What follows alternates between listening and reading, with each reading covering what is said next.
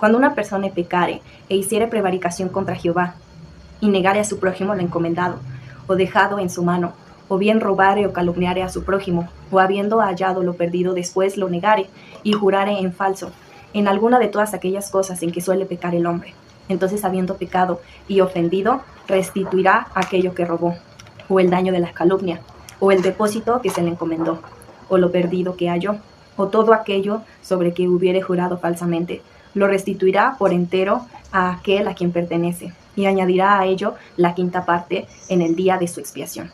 Y para la expiación de su culpa traerá a Jehová un carnero sin defecto de los rebaños, conforme a su estimación, y lo dará al sacerdote para la expiación. Y el sacerdote hará expiación por él delante de Jehová, y obtendrá perdón de cualquiera de todas las cosas en que suele ofender. Le he fallado a Dios. ¿Qué hago?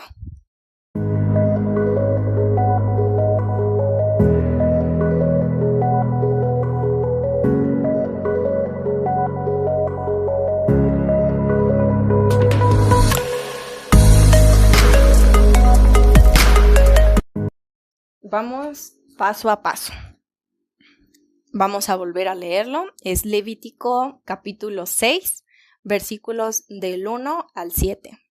Y habló Jehová a Moisés diciendo: cuando una persona pecare e hiciere prevaricación contra Jehová, primero, ¿qué es prevaricación? La desobediencia, pero consciente. Entonces, prevaricación contra Jehová es cuando tú estás pecando, pero que pecaste con entendimiento de que eso era pecado. Desobediencia consciente. Puedes pecar contra ti mismo, por ejemplo, si te has dañado a ti mismo, si has consumido alguna droga, si has consumido pornografía, pero también puedes pecar contra alguien más, contra tu prójimo, e incluso a veces tu prójimo puede ser una persona a quien amas. Así que si estás aquí, primeramente quiero felicitarte porque tuviste la humildad, la valentía de entender que le fallaste a Dios y que quieres hacer algo ahora. ¿Ahora qué hago? Entonces, estos versículos de Levítico nos dicen cómo puedes tener expiación de tu pecado, sobre todo por esta prevaricación. Y del versículo 1 al versículo 3 nos dice acerca de los diferentes pecados que suele cometer el hombre. De hecho, el versículo 3 lo termina así. Y nos da una serie de listas. Dice: cualquiera que negare a su prójimo lo encomendado o dejado en su mano. Es decir, que has faltado a tu palabra, que has traicionado la confianza de alguna persona. Incluso podría haber sido tu esposa, tu esposo, tu amigo, tu familia. O bien robare o calumniare a su prójimo. Si pueden observar en este versículo, es interesante cómo el robare o calumniare a su prójimo no está separado por una coma. Es decir, que las calumnias son chismes, que puede ser que una parte de eso sea verdad, pero que lo has exagerado o minimizado a tu conveniencia, afectando la reputación de tu prójimo. Entonces es interesante cómo el robare o calumniar a su prójimo no está separado por una coma, lo que significa que también el chisme es un robo. Cuando es un robo, estás robando propiedad de la persona, pero cuando es un chisme, estás robando su privacidad y estás robando también su testimonio. Y sobre todo cuando estás haciendo un chisme con alguien que es hijo de Dios. O habiendo hallado lo perdido, después lo negare, es decir, mentiras, y jurare en falso, en alguna de todas aquellas cosas en que suele pecar el hombre. Aquí esta parte me parece interesante precisamente porque es alguna de todas aquellas cosas en que suele pecar el hombre. Es decir, que Jehová conoce tu pecado. No puedes negarte a él y fingir que eres un santo, una santa. Él conoce tu pecado, conoce tu falso testimonio, conoce aquello que no se lo cuentas a nadie, o que lo haces a oscuras, o que lo haces solo. Precisamente es por eso que escribió Moisés estos 3 versículos para dar convicción de pecado. Vamos con el versículo 4. Entonces, habiendo pecado y ofendido, restituirá aquello que robó, o el daño de la calumnia, o el depósito que se le encomendó, o lo perdido que halló. Esta es una palabra poderosa, restituirá. Entonces me fui a investigar acerca de qué cosa significaba, y restituirá dice devolver a su estado original, lugar original o poseedor original. Y justo vuelve a decir aquello que robó, ya sea la reputación de una persona, el daño de la calumnia o el depósito que se le encomendó. Es decir, si no has terminado de pagar algo, o si no, o si robaste, también es un depósito que se te encomendó, o lo perdido que halló, o todo aquello sobre que hubiere jurado falsamente. Lo restituirá por entero a aquel a quien pertenece. Es decir, ¿cómo puedo librarme de esa culpa que me dice, le he fallado a Dios? Restituyendo el daño, restituyendo lo perdido. Ponte a analizar cómo era esa relación antes de que pecaras. Cómo era tu cuerpo antes de que pecaras. Cómo era tu confianza antes de que pecaras. Cómo era tu relación con Dios antes de que pecaras. A eso es a lo que se refiere, restituirá por entero. Si mentiste, tienes que decir la verdad. Si fallaste, tienes que pedir perdón y restituir aquello en lo que fallaste. Si lo que te encomendaron fue dinero, tienes que pagar el dinero. Y una cosa muy importante aquí que dice en el versículo 5, restituirá por entero a aquel a quien pertenece. ¿A quién pertenece? ¿Te suena eso? Mateo 22, 21. Dad al César lo que es del César y dad a Dios lo que es de Dios. Pero entonces, ¿qué es de Dios? ¿Qué cosa es de Dios? Pues bien, vámonos hasta Jeremías, capítulo 1, versículo 5. Antes que te formara en el vientre te conocí, y antes que nacieras te santifiqué, y te di por profeta a las naciones. Así que 1, tu vida le pertenece a Dios porque te conoció antes de nacer en el vientre de tu madre. Y 2, le pertenecen tus dones, aquello para lo que eres bueno.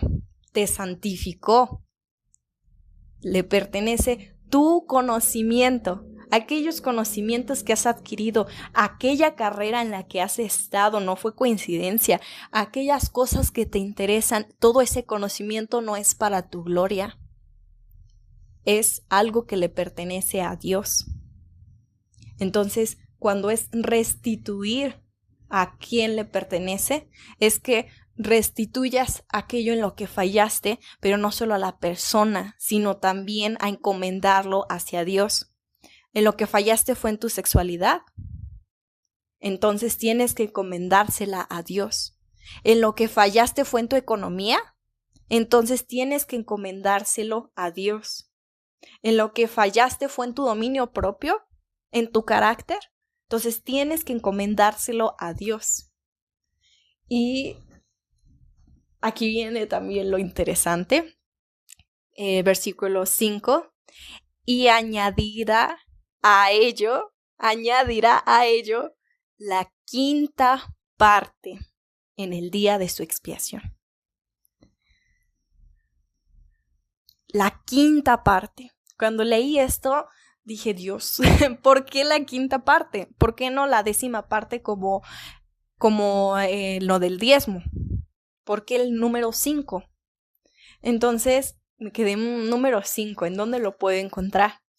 Entonces, recordé Génesis 1.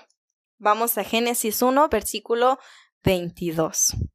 Y Dios los bendijo diciendo, fructificad y multiplicaos, y llenad las aguas en los mares, y multiplíquense las aves en la tierra.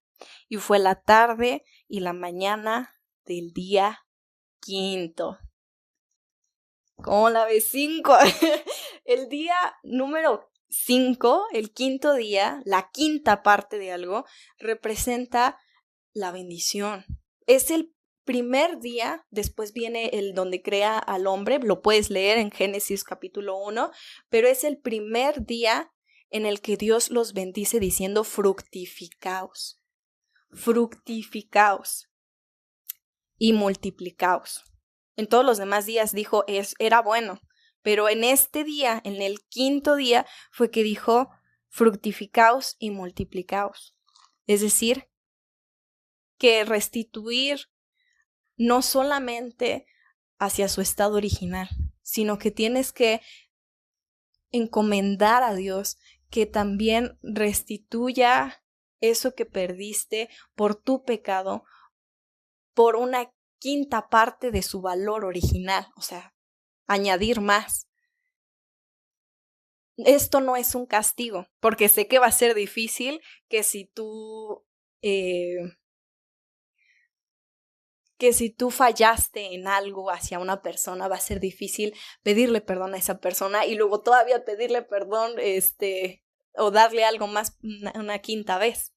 Pero esto no es un castigo por tu pecado, es más bien una promesa de bendición, una promesa de que en el momento en el que te humillas a Dios, no solamente va a restituir las cosas a como eran originalmente, sino que también añadirá bendición a tu vida.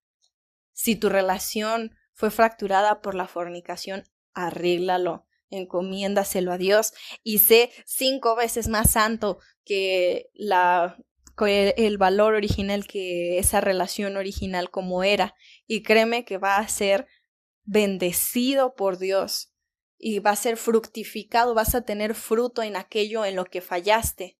Y tal vez es por eso que, como nos decía el versículo 3, Dios conoce en qué ibas a pecar y aún así lo permitió.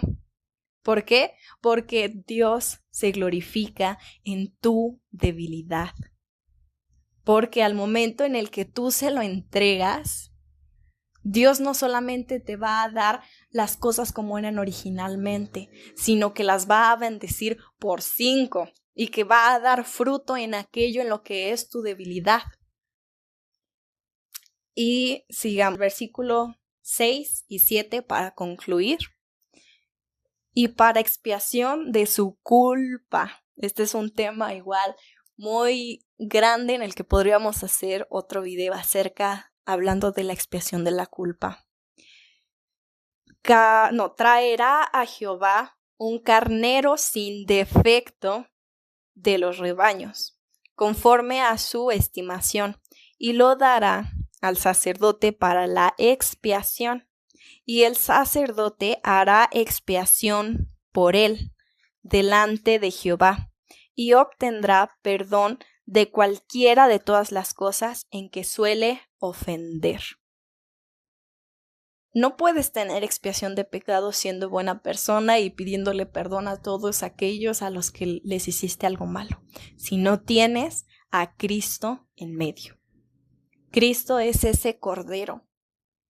Cristo es ese cordero que pagó por tus pecados, que con su sangre limpió todas las cosas en las que sueles pecar. Entonces, primeramente, cuando tienes esa convicción de pecado, te tienes que acercar a Jesucristo. Tienes que pedirle perdón por aquello que hiciste, que le fallaste a Dios. Y ahora, ¿qué haces? Acercarte al Cordero, porque el Cordero es todo. Porque a partir de él es como vas a tener las fuerzas para restituir aquella relación que fracturaste, para restituir tu cuerpo que has lastimado, para restituir aquellos conocimientos que fueron fracturados o rotos, o esas maldiciones generacionales. Solamente con el Cordero de centro en tu vida lo vas a poder lograr. Entonces, primero, ponte a cuentas con Dios acerca de tu pecado. Segunda, cree en su sacrificio, en que ya pagó por ti y acepta su sangre, acepta su sacrificio, porque eso es lo que hace la diferencia entre ser creyente y ser hijo. Y tercero, deja que Dios actúe en ti. Deja que Dios actúe en ti.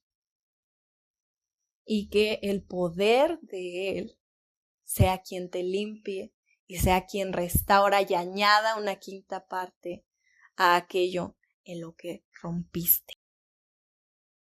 Espero que este mensaje no solamente haya sido sentimentalismo de tu parte, sino que haya tocado tu corazón, te haya dado convicción de pecado y que te ayude y te motive a ponerte en cuentas con Dios y a empezar a caminar tu vida cargando esa cruz.